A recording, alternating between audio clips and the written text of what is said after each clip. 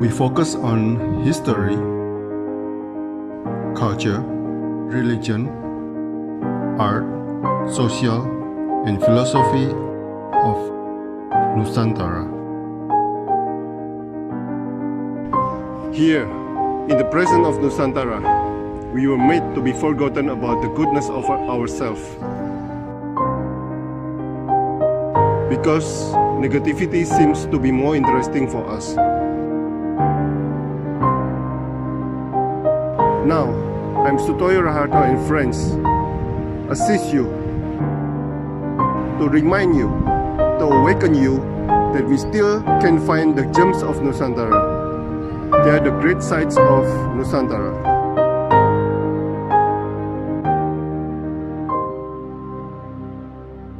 Selamat malam Pak Wimardi, seorang medical doctor dan educator. Ya, Wow. selamat malam. Tentu saja fotografer, Pak. Ya. Itu hobi dari kecil, Pak? Saya mulai belajar fotografi itu tahun 2014. 2014 mulai rajin motret sampai ikut lomba sana-sini. Terus juga ikut komunitas yang terutama yang membantu saya sekali berkembang di dunia fotografi itu komunitas sih nomor satu menurut saya. Di Jakarta pada waktu itu? Pada waktu itu saya sudah di Semarang, soalnya saya kuliah kedokteran di Semarang. Jadi saya bertemu dengan komunitas Insta Nusantara Semarang, yang itu teman-temannya sangat solid, sehingga saya lebih berkembang lagi di dunia fotografi waktu itu. Tapi sampai terbang ke luar negeri segala ya, Pak ya? Iya, itu dalam rangka liburan sih. Jadi dalam rangka liburan, lalu saya sambil motret juga waktu liburan gitu. Oke. Hidden gem, Pak.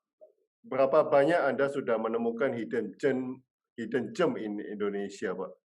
Hidden gem di Indonesia itu rata-rata saya menemukan hidden gem itu malah di luar Pulau Jawa ya, dari dalam saya memotret itu. Jadi dari saya memotret awal itu di Semarang itu hidden gem itu kan maksudnya banyak yang tidak tahu gitu ya Pak ya, betul ya? Iya. Ya, jadi saya lebih banyak menemukan itu di luar Pulau Jawa, seperti misalnya di Medan. Di Medan itu ada spot-spot untuk memotret Danau Toba itu dari banyak tempat yang orang belum tahu gitu loh. Lalu saya menemukan hidden gem juga di NTT misalnya. NTT itu Nusa Tenggara Timur itu sangat indah banget dan belum banyak dieksplor sama orang-orang di sana gitu. Maaf ini hilang ya. Videonya hilang. Ya, oke. Jadi hidden gem itu hilang lagi, Pak. Oh ya. Oke. Hidden gem itu saya kalau di Nusa Tenggara itu banyak di kayak air terjun Oenesu, Pantai Tablolong, itu indah sekali Pak sebetulnya, tapi belum banyak dieksplor. Lalu seperti yang ada di Jawa Tengah itu misalnya kayak Curug Lawe, itu waktu saya pertama kali ke sana itu belum banyak dieksplor sama orang. Lalu pantai di Jogja, Pantai Watugong, itu juga Pantai Watu Lumbung itu belum banyak dieksplor juga sih. Tapi sekarang sudah mulai banyak. Jadi karena semakin banyaknya berkembangnya dunia fotografi, banyak yang menekuni dunia landscape, jadinya banyak orang yang eksplor ke tempat-tempat. Waktu saya mulai awal tahun 2014 itu belum banyak yang eksplor kayak sekarang kan, kayak di Nusa Tenggara itu ada yang ke Pulau Padar lah, Pulau Komodo, Pulau Kanawa, itu waktu saya mulai motret itu belum ada itu foto-foto itu. 7 tahun yang lalu berarti? Iya, itu dari 2014 itu belum banyak. Terus misalnya sebetulnya banyak sih Pak tempat-tempat kalau misalnya yang nggak jauh-jauh dari Semarang, kayak misalnya daerah Brebes, Tegal, itu banyak sekali spot-spot yang orang nggak tahu sebetulnya. Jadi sebetulnya Indonesia itu begitu indah, tapi orang perginya ke tempat yang mainstream gitu. Oke. Ya betul, ini air iya. terjun Oenesu ini. Oke. Nah, di tempat ini cuma ada air terjun ini aja, Pak? Jadi tempat ini memang khusus untuk diciptakan untuk menjadi wisata air terjun ini. Cuman bagi penduduk NTT sendiri belum banyak yang tahu juga tempat ini karena ini lumayan jauh dari Kupang. Ya, dari Kupang lumayan jauh, lalu jalannya masuk-masuk gitu Pak, masuk-masuk ke daerah pelosok gitu. Jadi belum banyak yang tahu lah. Saya aja waktu ke sini cuman ada saya sama beberapa anak muda aja yang mereka yang mandi-mandi di sana. Jadi untuk motret ini saya benar-benar nunggu sampai yang berenang di air terjunnya udah pada pulang semua karena memang sepi. Jadi saya bisa dapat foto yang benar-benar sepi kayak gini. Bayangin kalau tempatnya mainstream nggak mungkin benar-benar kosong kayak nggak ada orang kayak gini. Kecuali COVID, Pak. Ya, kecuali COVID. Betul. Oke. Ini menurut saya paling hidden gem saya yang paling berhasil sih air terjun Uenesu ini sih. Soalnya begitu saya upload langsung sama akun-akun Instagram yang explore Indonesia itu pada di-repostin semua karena nggak banyak yang motret di sini. Jadi ini hal baru gitu loh waktu itu waktu saya motret landscape itu belum banyak yang lihat ini. Jadi saya langsung di-repost sama banyak akun-akun Instagram untuk explore gitu loh. Berapa jam, Pak, dari Kupang ini, Pak? 2 jam kurang lebih. Wow. Nah, jalan Ya, kakinya? jalan kakinya nggak jauh sih, paling 10-15 menit udah sampai, karena ini tempatnya sudah mulai dikomersilin waktu itu. Cuman, itu pun waktu itu, instalasinya tuh di sana belum baik sih, kayak tempat gerbangnya belum ada, terus tempat parkirnya juga masih tanah biasa gitu. Cuman, ini kalau misalnya memang niat ke sini sih sebetulnya gampang sih, nggak yang perlu trekking jauh gitu, enggak. Wow. Ini Cuman, kalau beautiful. pesan saya ke teman-teman yang mau explore, karena saya dokter juga, saya jadi ngerti kalau daerah Nusa Tenggara Timur itu kan endemisnya malaria ya. Jadi, kalau make sure kalau misalnya mau explore daerah NTT gitu, pakai lotion anti nyamuk gitu loh. Jadi kita nggak kena malaria di sana gitu. Wow. Oke, Pak. Yang satu lagi. Pohon pengantin, Pak, di Salatiga. Sering Ya, Anda jadikan objek foto. betul Apa yang betul. menarik tentang pohon ini, Pak, selain estetika pohonnya? Sebentar, saya share foto lagi. Wah, ini Oke. pas sekali foto yang ini, iya. Ini di Jadi daerah foto mana ini sebetulnya? Ini tuh persis di kota Salatiganya, Pak. Jadi ini di belakang PLN Salatiga. Jadi, di Salatiga itu, pohon ini sebetulnya sudah terkenal. Tapi kembali lagi waktu saya pertama kali motret di sini, ini belum banyak juga yang motret di sini. Karena waktu itu saya motret di sini tahun berapa ya, 2015 apa kalau nggak salah saya motret di sini itu, ini dulu belum populer, sekarang orang banyak sekali yang pre-wedding di pohon ini gitu. Jadi intinya yang menarik itu malah ceritanya sebetulnya. Jadi ceritanya itu kalau menurut sejarahnya orang di Salatiga itu, pohon ini tuh menandakan jadi ada 2 orang pengantin baru yang pergi ke tempat ini. Lalu di perjalanan pulang dari tempat ini si pasangan itu meninggal kecelakaan. Jadinya katanya setelah mereka meninggal tumbuh 2 pohon sebetulnya, ada 2 pohon pengantin yang bentuknya memang seperti ini. Lalu, sama pemerintah itu satu pohon yang satu ditebang, yang satu dibiarkan hingga seperti ini. Ini hits sekali sih, apalagi waktu ini saya motretnya ini peralihan dari musim kemarau ke musim penghujan. Jadi bisa dilihat itu di foreground, di bawah itu tanaman padi masih kering semua. Jadi kita bisa leluasalah menjelajah tempat ini. Kalau misalnya lagi ditanamin padi, kita nggak bisa dapat foto sebagus ini komposisinya.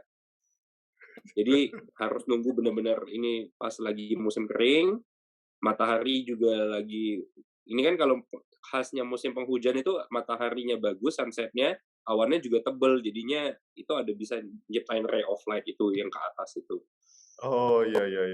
Mhm, Wow. It's beautiful ya. ya. Berkali-kali ke sini ya, Pak, ya? Saya ada sejauh ini 3 apa 4 kali kayaknya ke sini. Oh, Cuman wow. waktu benar-benar mendapatkan foto yang benar-benar istimewa itu saya hanya 2 kali ke sana. Waktu 2 kali ke sana fotonya benar-benar istimewa. Oh, Pak Wim, biasanya nunggu sampai berapa jam, Pak, untuk mendapatkan cahaya yang pas gitu, Baik atau kondisi yang pas? Biasanya sampai paling ekstrim sampai berapa jam? baik. Saya itu bervariasi ya kalau misalnya motret landscape. Jadi kalau misalnya, di dalam landscape itu kita memiliki waktu yang kita cari-cari, yaitu magic hour. Magic hour tuh bisa dikatakan ya golden hour lah. Golden hour itu di mana cahaya matahari itu berwarna kuning kemerahan dan, itu dia bisa memantul ke awan, awan-awannya jadi bisa warna pink, warna merah, warna orange seperti itu. Itu biasanya golden hour itu terjadi kurang lebih lah setengah jam sebelum sunset. Jadi kalau misalnya sunset itu sekitar kalau di Indonesia bagian barat itu Jawa Tengah itu setengah 6, biasanya mulai jam 5:10 itu langit sudah mulai kuning tuh, cahaya matahari sudah mulai kuning. Tapi saya pribadi, kalau saya motret landscape itu saya udah persiapan saya setidaknya sampai di spot itu jam 4. Jadi kurang lebih 2 jam sebelum sunset. Kenapa seperti itu? Karena saya suka untuk mengeksplor tempat itu dulu. Jadi saya muter-muterin tempat itu, nyari komposisi yang bagus. Kalau sudah ketemu komposisi yang bagus, ya udah saya nunggu di sana. Enaknya sunsetan di Indonesia kenapa? Peralihannya cepat. Jadi 4:30 itu sudah mulai matahari sudah mulai turun terus 5:30 sunset. Nah, lalu setelah sunset itu kan blue hour, itu saya juga selalu nunggu blue hour. Blue hour tuh kurang lebih 15 menit setelah sunset, itu di mana langitnya benar-benar biru. Beda kalau misalnya waktu itu saya pengalaman misalnya motret di Eropa atau motret di Jepang misalnya. Jadi karena negara-negara itu berada jauh dari khatulistiwa, jadi itu golden hour-nya lama banget. Saya pernah nunggu di Jepang itu, langitnya itu golden hour-nya sampai 2 jam. Jadi saya nunggu sunset tuh nggak turun-turun mataharinya, ini kok lama banget, gitu. Ternyata ada pengaruh, apa, latitude itu sangat pengaruh sekali kalau misalnya kita di belahan bumi yang lebih ke utara apa ke selatan itu golden hour-nya lebih lama. Oh, oke, oke. Wow, wow. Nah, suka sunset atau sunrise, Pak? Kalau pribadi saya lebih suka sunrise sebetulnya. Apa keindahannya atau estetikanya di mana kalau Jadi secara teori begini, yang pertama pasti kalau sunrise itu lebih sepi, karena orang-orang yang mau misalnya cuman penikmat sunset gitu tuh pasti nggak akan datang buat lihat sunrise, itu jarang sekali. Jadi satu tempatnya masih benar-benar sepi, 2 udaranya dingin jadi enak buat hunting, yang ketiga itu karena setelah, misalnya kan kalau pagi itu kan belum banyak kendaraan bermotor ya, jadi langitnya itu masih clear, nggak banyak pollution gitu loh. Jadi kalau misalnya kayak sunset itu apalagi kalau di daerah perkotaan itu pollution-nya itu asap-asapnya tebal. Jadi kadang kan ngefek banget ya, Pak, ya? iya ngefek banget kalau misalnya, asapnya tebel kayak gitu, beda intensitas cahaya mataharinya. Kalau misalnya sunrise itu kan orang pada semalam sebelumnya beristirahat, nggak banyak kendaraan bermotor, itu jauh lebih bagus sih menurut saya fotonya. Tapi kalau Oh. misalnya memang kan kita nggak bisa nih misalnya kayak pohon pengantin, oh kita mau motret sunrise di pohon pengantin itu nggak bisa. Bukan ya bisa, cuman pemandangannya jelek karena belakangnya itu langsung gedung-gedung gitu loh. Nah, itu tadi Sementara nggak kelihatan gedung sama sekali, Pak? iya, karena itu mengarahnya ke kita ngambilnya kan ke arah barat tuh. Di arah barat itu arahnya Oh, oke. persawahan. Iya. Oke, oke. Kalau ngambilnya ke arah timur itu gedung-gedung semua isinya. Objek manusia sering Anda jepret, Pak. Mhm. Apa karakter manusia Indonesia di dalam potret yang menarik untuk Anda? Baik, jadi begini, saya itu pertama kali mulai tertarik motret manusia itu karena saya waktu itu lagi getol-getolnya banget sama dog street dan dokumenter fotografi. Jadi Hmm. saya mengikuti semua fotografer-fotografernya National Geographic, Nat Geo, terutama yang membernya agensi Magnum. Itu rata-rata kan dokumenter jurnalistik sama street. Hmm. Nah, saya itu sering banget motret keluar masuk pasar dan tempat-tempat lainnya waktu itu. Hmm. Kalau karakteristik orang Indonesia itu menurut saya sebetulnya rata-rata itu kalau dipotret mereka welcome. Hmm. Jadi orang Indonesia itu, terutama saya kan seringnya hidup di pedesaan ya, itu rata-rata kalau misalnya dipotret itu mereka malah senyum, minta difoto gitu. Berbeda kalau kayak misalnya kita motret di kota besar yang orang-orangnya sudah kayak lebih melek teknologi gitu ya, itu Hmm. mereka lebih aware, "Waduh, saya difoto untuk apa nih? Saya kenapa difoto?" Gitu. Ini apakah ini wartawan atau bukan gitu loh. Jadi beda memang orang Indonesia antara yang di daerah agak pedesaan sama yang di perkotaan itu kalau kita motretnya beda. Saya pernah waktu itu motret waktu saya tugas di Kepayang di Bengkulu, Jadi ke pasar Kepayang itu belum pernah ada yang motret sama sekali di sana. Buat nyetret di sana belum ada sama sekali. Jadinya saya masuk ke dalam pasar, bawa kamera, bahkan kamera pocket kecil doang, Fujifilm X70 itu, dari ujung pasar ke ujung satu yang lagi semuanya nanya, "Mas, ini fotonya buat apa? Ini pasar mau digusur ya? Ini pasar mau direnovasi ya? Ini wartawan dari mana?" Gitu loh. Jadi mereka lebih kurius kalau kita daerah yang belum pernah difoto. Tapi kalau misalnya kayak di Solo itu pasar itu udah terbiasa sekali dengan yang namanya fotografer. Jadi kayak pasar gede, pasar Legi, itu mereka sudah welcome banget sama fotografer dan rata-rata mereka seneng malah difoto gitu loh. Karena kadang kan kalau saya motret manusia itu, saya bawa printer Instax gitu loh, sebentar saya ambil ya. Printer Instax yang seperti ini, nih. Jadi saya Ah, motret pakai kamera, terus saya print hasilnya jadi film. Itu biasanya saya berikan ke objek foto saya. Nah, kalau saya berikan itu rata-rata mereka tambah senang lagi di foto gitu. Jadi oh, sebetulnya wow. intinya orang Indonesia tuh senang di foto. Cuman kita tetap harus memperhatikan kesopanan karena walaupun orang Indonesia senang difoto, kadang kan kalau misalnya kita nggak sopan, misalnya kita ngambil angle yang terlalu rendah atau mereka lagi bekerja kita gangguin atau misalnya mereka lagi tidur kita foto kan nggak etis juga ya. Kadang kan kalau saya sih antara minta izin dulu atau setelah saya foto saya monggo Pak gitu. Jadi mereka senang juga gitu. Oh ini orang cukup sopan. Kalau misalnya yang saya paling nggak suka itu kalau misalnya kayak orang motret gelandangan, itu saya nggak suka. Hall gitu, kalau biasanya tingkah lakunya fotografer itu. Jadi kalau misalnya atau buat teman-teman yang suka street, tolong perhatikan juga kesopanannya juga, gitu. Jadi walaupun orang Indonesia welcome di foto, tetap harus sopan ya. Interesting sekali.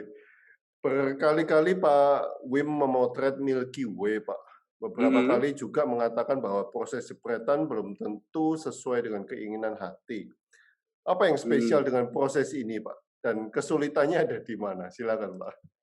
baik. Jadi Milky Way itu kalau kita lihat pakai mata telanjang tuh nggak kelihatan Milky Way-nya. Itu tricky-nya di sana.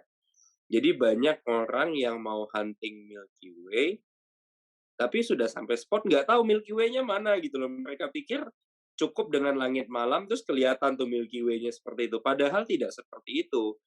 Jadi saya kalau mau motret Milky Way, saya pakai aplikasi di handphone saya. Namanya itu Starwalk yang saya pakai. Jadi itu aplikasi itu bisa menentukan lokasi Milky Way di eee, dia sedang ada di sebelah mana, kita arahin kameranya gerak-gerakin gitu, nanti dia secara real time akan menunjukkan di mana Milky Way-nya. Jadi kita tinggal mengatur komposisi untuk memotret Milky Way. Nah, prosesnya tuh nggak stop di situ tuh, Pak. Jadi, satu kita kan nggak bisa lihat nih, jadi kita harus coba-coba nih. Kita cari foreground yang menarik, kayak seperti ini kan foreground-nya ke tanaman teh ini, ada leading line yang menunjuk ke saya itu, yang objeknya. Nah, kita tinggal ngepasin nih Milky Way-nya di mana nih. Nah, kita jepret pertama. Loh, kok Milky Way-nya agak kurang ke sini agak kurang ke sini, karena nggak bisa dilihat itu tadi. Jadi kita mencoba-coba lah istilahnya kalau motret Milky Way itu. Oh, ini Milky Way-nya di sini, ini Milky Way-nya di sini. Lalu tantangan kedua motret Milky Way itu, banyak yang nggak tahu settingnya. Setting kameranya. Jadi motret Milky Way itu berbeda sama kalau kita motret sunset atau sunrise. Karena apa? Semua benda langit itu mulai dari bintang, matahari, bulan itu dia selalu mengalami perpindahan posisi sesuai dengan rotasi bumi. Nah, jadi Milky Way ini sendiri dalam sepanjang malam itu dia bergerak terus posisinya di mana. Nah, pergerakan itu kalau misalnya kita lihat pakai mata kita itu sama sekali tidak bisa dibedakan. Oke, Pak. Masalahnya di Kak, Oke, Pak. gimana Pak? Sebentar, Pak. Sebentar, Mhm, saya mau tanya ini. mhm, Yang bagian kuning, yellowish iya. white itu, dan yang purple itu nggak kelihatan dengan mata, Pak? Nggak kelihatan. Oh, really? Oh, Jadi nggak kelihatan. Jadi kita untuk menentukan lokasinya yang bagian di tengah itu yang agak purple, agak orange itu kita harus Iya, iya. pakai aplikasi itu. Nah, masalahnya adalah, biasa banyak yang nggak tahu setting kameranya diletakkan di ISO rendah. Di ISO rendah itu, jadi shutter speed-nya jadinya melambat kan, jadi kurang lebih mungkin 30 detik atau bahkan 40 detik. Nah, kalau misalnya foto-foto Milky Way kita lihat dalam foto yang melebihi 30 detik misalnya, itu kalau kita zoom sampai besar sekali Milky Way-nya nggak tajam. Karena kenapa? Milky Way-nya bergerak terus gitu. Iya, iya, Jadi, iya, iya. kalau misalnya mau motret Milky Way itu pastikan kita memiliki atau menggunakan lensa yang bukannya lebar. Waktu itu saya motret ini pakai lensa bukannya f2. Jadi saya cukup dengan waktu kurang lebih 15 sampai 20 detik saya bisa dapetin Milky Way-nya masih tajam. Banyak kesalahan teman-teman itu mereka motret pakai lensa yang bukaannya sempit. Nah, kalau bukaannya sempit jadinya jadi star trail dia. Jadi kayak ada garis gitu loh Iya, perubahan iya, iya. posisi Iya. bintangnya gitu. Oh, seperti lampu gitu kan ya? Iya, betul betul betul sekali. Oke, oke. Nah, ini di mana-mana bisa dilakukan, Pak, foto Milky Way ini, Pak? Sebetulnya begini, kalau misalnya orangnya pinter ngedit, itu bisa. Kalau pinter ngedit ya. Cuman, kameranya juga harus kamera yang bagus, yang light sensitivity-nya bagus di sensornya. Idealnya motret Milky Way itu kalau bener-bener mau ideal, langitnya pitch black, bener-bener nggak ada sumber cahaya, nggak ada light pollution. Yang kedua, itu biasanya dilakukan saat bulan mati, jadi tidak ada cahaya bulan yang mengganggu. Oh, bukan Jadi, purnama berarti ya? jangan, malah kalau Oh, purnama Milky Way-nya nggak sejelas ini, karena oh, terganggu oleh cahaya bulan. Jadi bener-bener kalau bulan mati itu waktunya banget kita motret Milky Way. Jadi asiknya motret Milky Way itu satu, musim kemarau, awan nggak ada, jadi Milky Way-nya bener-bener jelas, dan cari bulan mati. Pas seperti itu Milky Way-nya bakal jelas sekali. Halo? Masih di-mute, Pak? iya. Nah, Pak, tadi kan ngomong pakai aplikasi, Pak. Betul. Jadi kita aplikasinya ditaruh di depan lensa gitu? Oh, enggak. Oh, ya bisa, tapi biasanya kalau saya pertama begitu sampai spot saya buka handphone, saya nyalakan aplikasinya, terus saya arahin nih, oh Milky Way-nya di sebelah mana gitu. Milky Way-nya di sebelah sini, terus saya explore tempat itu nyari foreground-nya. Saya nyari foreground yang bener-bener bisa bikin fotonya bagus. Nah, setelah ketemu itu, biasanya lensa biar ngepasin ini bener-bener nih Milky Way-nya di sini gitu. Baru itu kita jepret setelah itu. Nah, Pak, misalnya saya sebelum pakai aplikasi, pakai apa, Pak? Waduh, Pernah? Pernah? pernah itu susahnya minta ampun. Oh, Karena guessing biasanya ya? ya, Nebak-nebak gitu ya? ya guessing, jadi trial and error. Kita nyoba Milky Way-nya sebelah sini, Milky Way sebelah ini. Masalahnya yang banyak orang nggak tahu, jadi kesalahan orang itu kalau motret Milky Way itu malah datangnya tengah malam. Itu salah. Karena kalau kita mau dapat Milky Way posisinya cukup rendah, masih di dekat-dekat horizon, itu antara sore ke malam sama subuh jam 3 jam 4. Jadi kalau kita datangnya jam 12 jam 1 itu Milky Way-nya persis di atas kepala kita, jadi nggak ada foreground yang bisa kita ambil gitu. Kayak foto Ya. tadi aja saya motretnya jam 2 pagi subuh kayaknya kalau nggak salah. Oh, wow, wow, wow. Hmm. Nah, sampai sekarang masih main foto, Pak? Masih sih saya, tapi akhir-akhir ini saya lebih fokus ke edukasi sih, karena saya melihat begini Pak, jadi teman-teman yang landscaper itu biasa di Instagram-nya itu ngupload foto, ya udah ngupload foto, fotonya bagus, hasil edit, diupload gitu. Sementara saya melihat kayaknya yang memberikan edukasi itu kok nggak banyak gitu loh. Jadi saya tertarik buat karena saya sendiri sering ditanya misalnya, "Mas bikin foto ini gimana? Bikin foto ini gimana caranya?" Daripada saya menjawab berulang-ulang, saya kepikiran, ya udahlah sekalian buat aja lah kayak edukasinya gitu. Saya mulai beberapa kali terus ketagihan buat itu terus jadinya. Malah Instagram saya berkembang setelah saya sering membuat edukasi mengenai fotografi gitu. Kalau misalnya cuman foto bagus kayak gitu mah, semua orang juga bisa bikin kan. Ya Tapi mostly berkembang karena edukasi, Pak. iya Ya. betul. Wow, wow. Kalau akhir-akhir ini saya sih karena lagi persiapan sekolah spesialis, saya jadi agak jarang memotret sih. Jadi kadang yang keluar stok-stok foto lama gitu. Soalnya memang lagi persiapan ujian kemarin. Tapi dijual juga nggak, Pak, karyanya, Pak? Saya sebetulnya kalau misalnya ada yang nawar, saya biasa jual sih. Cuman belum banyak sih. Waktu itu foto saya pernah dibeli sama Philips, Philips yang lampu itu. Sama ada rumah makan yang beli foto saya untuk dipajang di rumah makan mereka itu juga ada. Wow, wow. Menarik, Pak. Kalau Bapak sendiri senang foto juga? Saya dulu suka foto, Pak. Terus ya udah melempem, Pak. Belum. Waktu di luar suka foto, terus habis itu melempem, terus habis itu ya up and down. Apa nih? Oh, iya. Oke, terima kasih Pak Wimardi atas penjelasannya, sharing Baik, baik. pengalamannya. Iya, Terima sama-sama. kasih Siap. atas waktunya.